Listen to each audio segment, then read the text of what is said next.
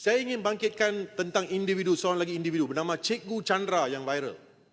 Yang menggunakan istilah yang paling teruk merujuk pada orang-orang India. Dia gunakan perkataan botol kicap. Viral. Banyak report-report polis dibuat terhadap beliau. Saya mahu tindakan diambil terhadap beliau. Saya gunakan kesempatan ini. Saya beri contoh. Sebab itu semasa saya berucap di Dewan Yang Mulia ini, saya beri kesimpulan membandingkan Cikgu Chandra ini dan individu-individu lain dengan seorang jururawat di Hospital Seberang Jaya yang mempunyai sifat kemanusiaan, yang menggunakan tangan untuk menyuapkan makanan. Berbanding dengan Cikgu Chandra ni, mengeluarkan kenyataan, mencetuskan pelbagai isu yang boleh menyebabkan negara kita huru-hara. Kenapa sehingga hari ini Cikgu Chandra tidak diambil tindakan?